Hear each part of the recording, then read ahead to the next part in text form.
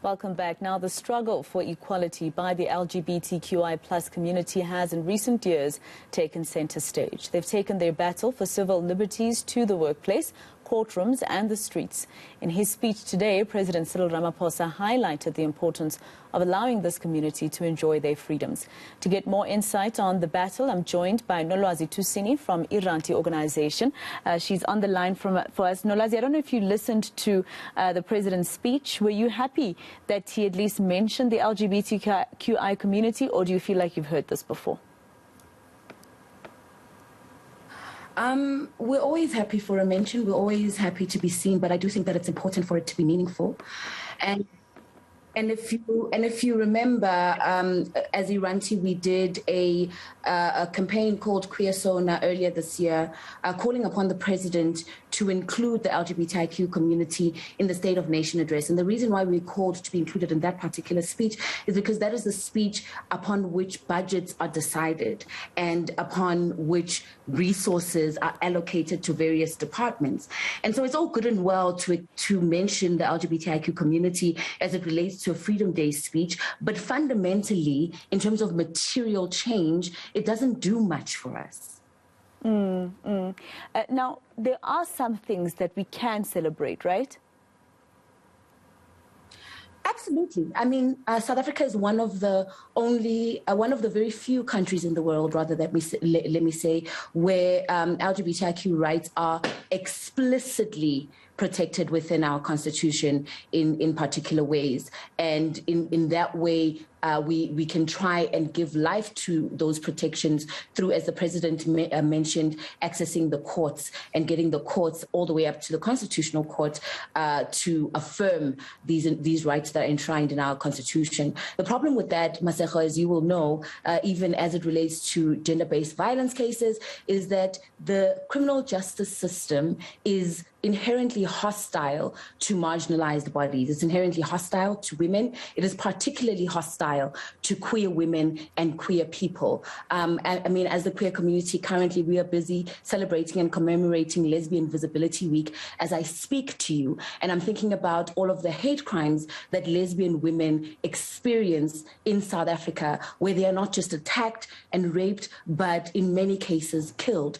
And in many of those cases, we don't see any justice via the court system because, number one, it is difficult to access. You require money to be able to participate in that particular system in this country. And on top of that, as I'm saying, it is inherently hostile to our bodies because it is still created in a patriarchal and white supremacist manner. And so it doesn't take care of the bodies and of the people that the president is encouraging to use that system to affirm our rights. All right, so Nolwazi, we are joined by Hlengiwe Buthelezi from KZN LGBT Reaction Organization. Thank you very much, Hlengiwe, for joining us. I was just speaking to Nolwazi now about whether or not, there are some things that we need to celebrate. But I want to talk to you specifically about the fact that sometimes the president and other leaders can say one thing, right? Like Nolwazi was mentioning the courts, etc. They can say one thing, but it doesn't filter down to the people who are supposed to implement those laws and rules by government. Good afternoon to you and viewers. I'd like to allude to what the previous speaker has said. She is quite correct. I can fairly say in South Africa we are only free on books, but practically nothing much has been happening. Just yesterday, I was at Eddington Hospital because a gay man has been assaulted just for his sexuality. Yes, the president is saying something. I mean, let me say all the leadership are just verbally correct. But how about putting some action? We have been calling upon for a hate crime bill since last year. We've called the president himself physically into the meeting. Yes, of course, he will sit on the table and promise and promise. I was with the president when we were doing, during the local election, government election. He also one-on-one promised things, which to this day have never materialized. The question is, today is a free day, but the queer sector really is not free. I'm saying we're not free. We are scared of walking on the road. We are scared of doing anything. Just as I'm saying to you, I was in the hospital to visit the gay man who was assaulted, just against for his sexuality. What more can we do, really? We are tired of verbal promises. We now need implementation. We are sitting with a high statistic of hate crimes. And if I remember, only the Lindocele's case that was seized to conviction. All of these cases are either being dropped or being tried forever until nothing happens. So, Hlengiwe, I want to go back to that man that you're talking about who was in hospital being attacked just because of being queer. So, obviously, they've infringed upon his, right to freedom of movement, to go anywhere that he wants, etc. But there's also, the freedom to be able to it's not only that, it infringes on many parts of the freedom that he's supposed to have as a queer man, right? There's also not being able to go to police stations to report anything as a queer man because you're scared you'll be laughed at.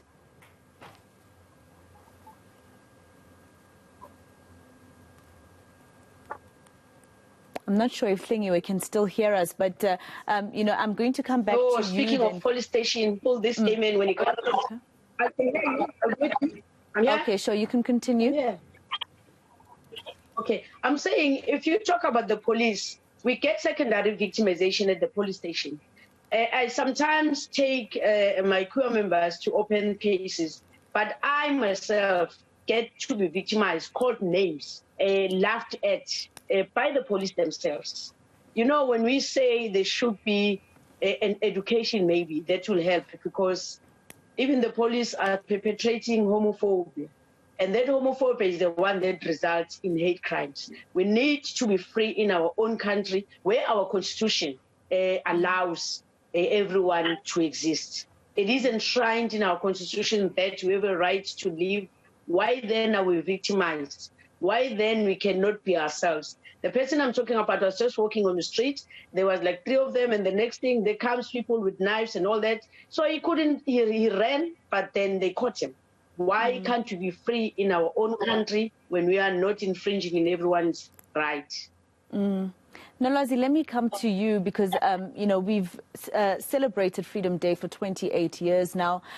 Every year we call, LGBTQI plus communities and other people to react to the president's speech.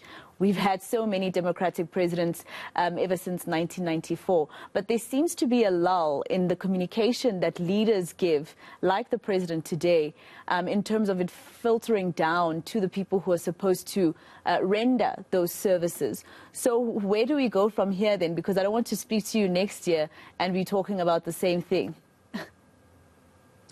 What is important, Masego, for all of us in South African society, not just the LGBTIQ community, is to meaningfully hold our leaders accountable, to hold them accountable at the ballot box, to hold them accountable within the councils that we exist in. And I say this because when we speak about freedom and the fact that we are living in a state of unfreedom because you are born free, is what I mean by that is that we're not asking for things to be handed out to us. The LGBTIQ sector has an innumerable number of organizations that are doing the work, that have come and approached government departments with solutions to the work, and we are just not being taken seriously. Iranti has been trying to do work with the Department of Home Affairs around legal gender recognition to ensure that trans people and intersex people can access identity documents. We have been in these conversations with this department for years now, and it still has not moved, right? Our intersex rights officer has been trying to meet with health professionals and with the Department of Health to speak about how children are being mutilated. Intersex children are being mutilated by doctors in public and private hospitals, and giving not conjecture, but actual research to show this, and then giving a solution around how it is that we can change policy and change legislation in order to protect intersex children.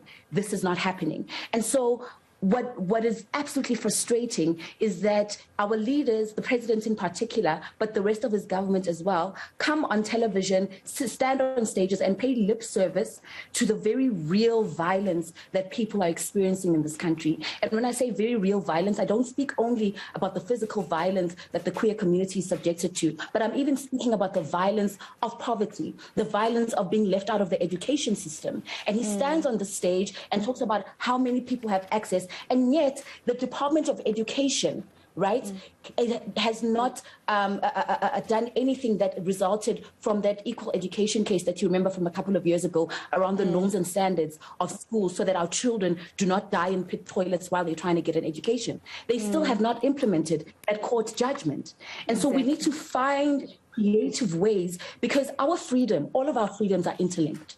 Right? There is no freedom for anyone in this country for as long as there's still a sector of the society that lives in a state of unfreedom. And we need to get to a point where we don't only realize this, but accept it as real and then act upon it. All right. Well, thank you very much to the both of you for making time to speak to us here on All Angles. That was Nolwazi Tusini from Iranti organization and Hlengiwe Buthelezi from the KZN LGBT Recreation organization.